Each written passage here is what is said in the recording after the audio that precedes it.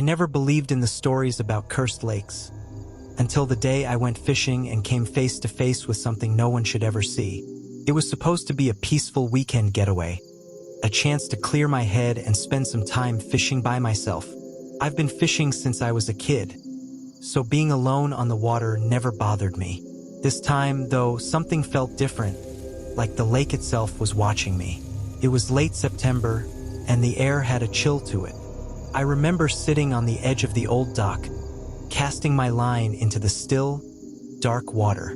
The trees around me were so quiet that even the sound of my reel seemed too loud. An hour went by, and I hadn't caught anything, which was odd for that lake. I'd been coming here for years, and the fish were usually biting within minutes. But this time, nothing. That's when I noticed something strange. The water, which had been calm all morning, started rippling. At first, I thought it was the wind, but there wasn't a breeze in the air. The ripples were moving toward me, like something or someone was coming up from beneath. I stood up, feeling uneasy, my heart racing, but told myself it was just my imagination. I tried to shake it off and cast my line again, but the feeling wouldn't go away. I couldn't explain it.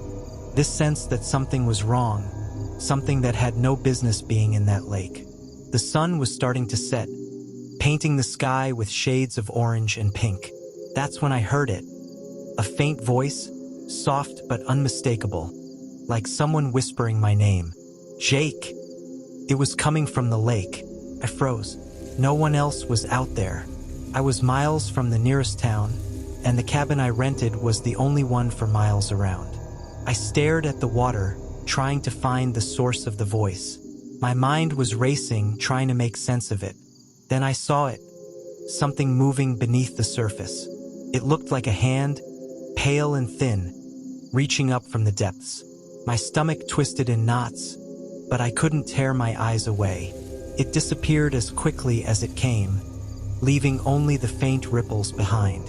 I pulled my line in and decided I'd had enough for the day.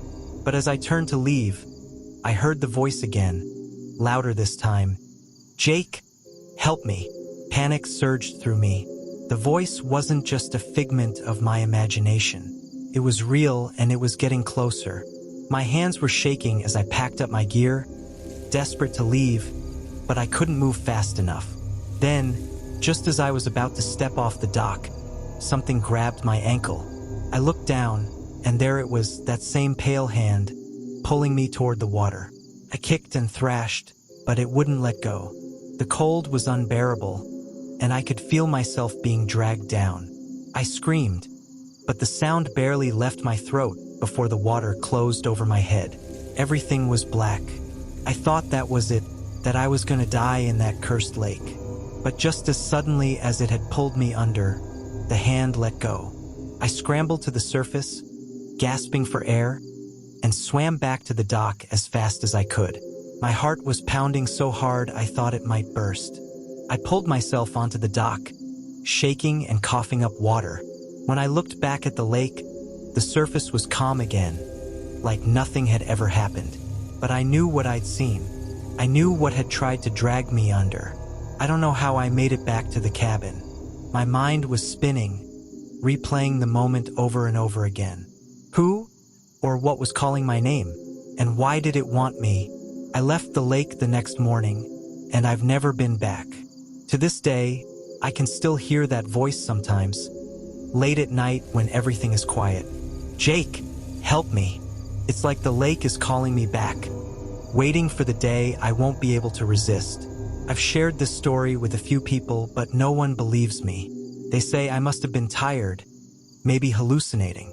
But I know what happened that night. The lake wanted me, and it still does. If you ever find yourself alone on a quiet lake, and you hear a voice calling your name, don't answer it. What would you do if you were in my shoes? Have you ever experienced something you can't explain?